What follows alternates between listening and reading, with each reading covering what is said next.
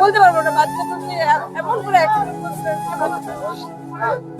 5 বছর, 5 থেকে 5.5 বছর হবে, এর বেশি হবে না।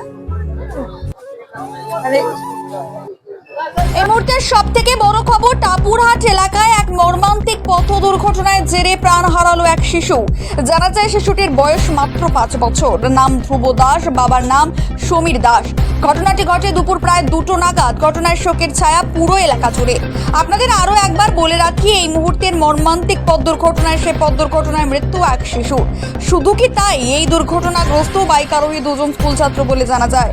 প্রশ্ন, কি করে অপ্রাপ্ত বয়স্ক 2 স্কুল ছাত্র বাইক নিয়ে রাস্তায় চলাচল করে? এই বিষয়ে এলাকার মানুষজন প্রশ্ন তোলেন প্রশাসনের গাফিলতি। আরও জানা যায়, স্কুল ছাত্র টাপুরহাট সংলগ্ন একটি সরকারি বিদ্যালয়ে পড়েন এবং টিফিন টাইমে গাড়ি নিয়ে ছোটাছুটি গাফিলতি স্কুল কর্তৃপক্ষের বলে মনে করেন। পুরো ঘটনার বিস্তারিত শুনুন এলাকার বাসিন্দাদের কাছ থেকে। না, যেটা আসার পরে আমি শুনলাম, আমি স্কুলে গেছিলাম, তা আমার পাশে বাড়ি দেওয়ার হয় ছোট ভাই, ও বলে স্কুল থেকে আসছে, ওর মা পিসির সাথে এখানে গল্প করতেছিল, খেলতেছিল বাচ্চাটা।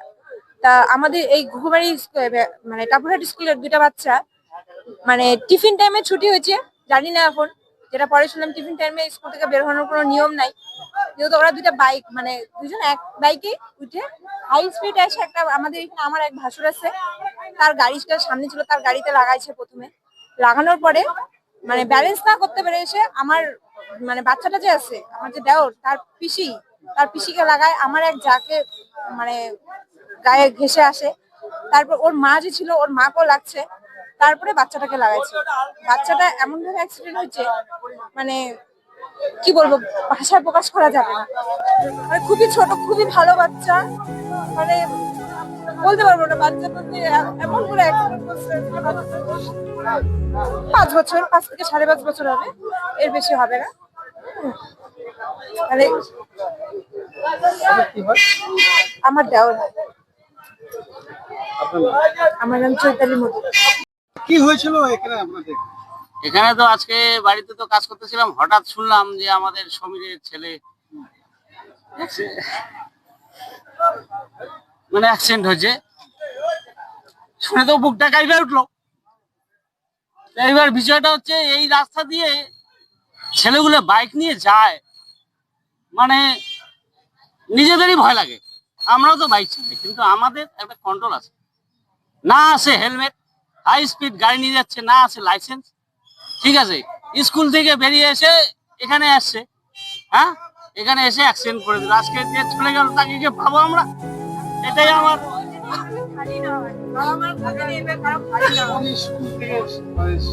বেদনাদায়ক ঘটনা শোনা মাত্রই ঘুঘুমারি গ্রাম পঞ্চায়েতের প্রধান ঘটনাস্থলে এসে উপস্থিত হন।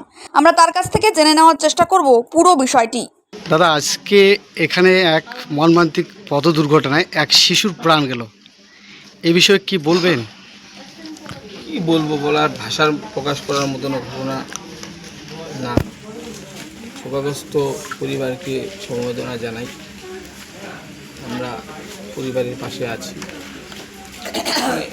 ভাষায় আমরাই প্রকাশ করতে পারছি না। 4-5 বছরের কিশোর বাচ্চা, শিশু, সেই আজ পথ দুর্ঘটনায় উপরে চলে গেল।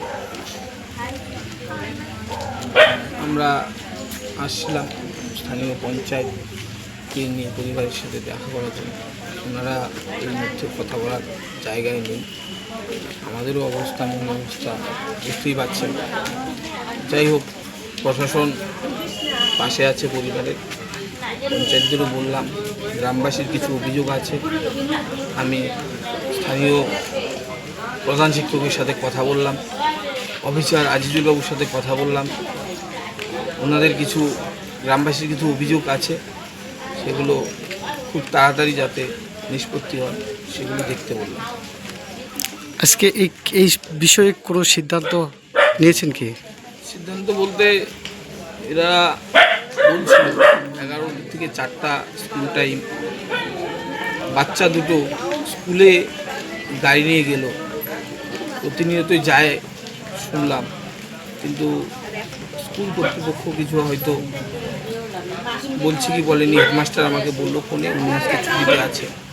আমি বললাম কালকের থেকে একজনও যাতে যেহেতু 18 বছরের নিচে হাই স্কুলে পড়ে, ড্রাইভিং লাইসেন্স নেই, সেহেতু স্কুলে যেন কোনো বাইক নিয়ে না যায়, এটা আমি বলে দিলাম।